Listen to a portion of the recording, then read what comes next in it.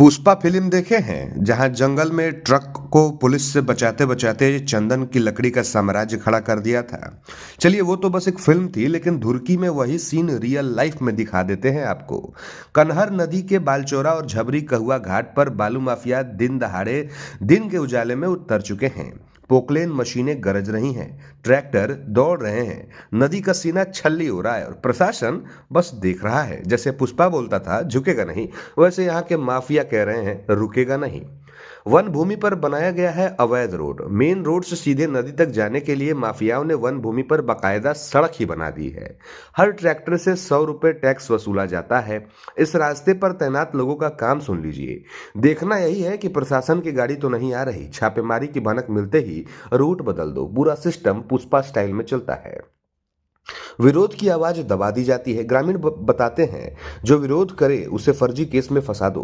लोग डर के मारे आंख कान नाक बंद कर बैठे हैं। कन्हर नदी का चीर हरण सब देख रहे हैं, पर बोल कोई नहीं रहा।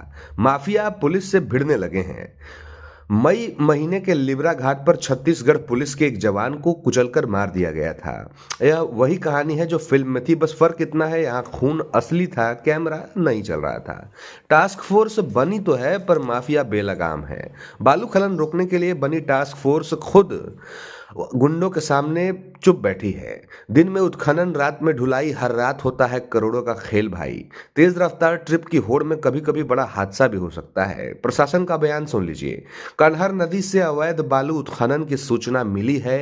खान इंस्पेक्टर को निरीक्षण के लिए भेजा जाएगा। दोषियों पर कार्रवाई की जाएगी। यह है राजेंद्र उरांव, डीएमओ गढ़वा। लेकिन सवाल वही है, क्या सरकार इन रियल लाइफ माफियाओं को रोक पाएगी या फिर कन्हर नदी भी एक और फिल्मी कहानी बनकर रह जाएगी? ये आप देख सकते हैं कन्हर नदी के सटा हुआ है। कहने के लिए इसको कहते हैं रैयती खेत। तो अब धुरकी के कन्हर तटीय क्षेत्रों में खनन विभाग का शून्य खौफ दिख रहा है। और जहां भी इसको बताया जाता है कि ये रैयती खेत है इसलिए हम बालू डंप करते हैं, क्या ये वैध तरीके से बालू डंप हो रहा है दिन के उजाले में जो इस तरह से? जबकि पूरी तरह से धुरकी प्रखंड क्षेत्र के जितने भी कन्हर तटीय घाट हैं पूरी तरह से सरकार प्रशासन प्रतिबंध लगा चुकी है। अभी गत 4 महीने 6 महीने पहले यही धुरकी थाना क्षेत्र अंतर्गत लिब्रा बालू घाट पर एक छत्तीसगढ़ पुलिस सुरक्षा बल के जवान को यही बालू माफियाओं ने कुचलकर मार डाला था, सिर्फ यही बालू के कारण। आप देख सकते हैं कितना अवैध तरीके से ये बालू डंप किया हुआ है। ये दिन के उजाले में यहाँ पर कन्हर नदी से खनन करके बालू डंप किया जाता है और रात के अंधेरे में जेसीबी मशीन से लोडिंग करके इसे नगर उटारी, गढ़वा शहरों में भेजा जाता है। जो पर टीपर 20,000 रुपए तक, ये 25,000 रुपए तक बालू का बिक्री होता है। कौन दे रहा है इन्हें संरक्षण? इतना दिन के उजाले में इस तरह से अवैध खनन कराने के लिए इतना बड़ा संरक्षण कैसे इन्हें प्राप्त है? इतना बड़ा संरक्षण, कहीं से संरक्षण तो जरूर मिल रहा है।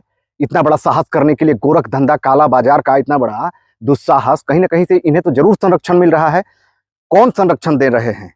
जो राजस्व चोरी के सुरक्षा की जिम्मेवारी जिनके हाथों में है, जिन्हें वन सुरक्षा की जिम्मेवारी जिनके हाथों में है, आखिर उनका खुला छूट मिला हुआ है। इसलिए ये गैर तरीके से, गैर कानूनी तरीके से अवैध बालू खनन किया गया है। और इससे सबसे बड़ी ये चीज है साहस देखने की, ये स्पष्ट रूप से साबित हो चुका है कि जो काले बालू का जो साम्राज्य गाड़े हुए हैं धुरकी में, उनका कहीं ना कहीं पुलिस से, प्रशासन से बहुत बेहतरीन तालमेल बैठता है। इसीलिए उनका इतना बड़ा साहस होता है कि ये बालू अवैध तरीके से डंप करके, और दिन के उजाले में डंप और रात के अंधेरे में इसका सप्लाई, परिवहन किया जाता है। क्यों नहीं रुक पा रहा है अवैध खनन?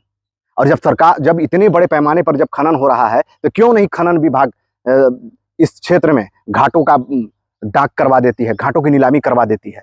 लेकिन नहीं, कहीं ना कहीं मोटी काली कमाई खनन से लेकर ऊपर तक पहुंच रहा है। इससे स्पष्ट होता है दिन दहाड़े, दिन के उजाले में इस तरह का अवैध गोरख धंधा करने के लिए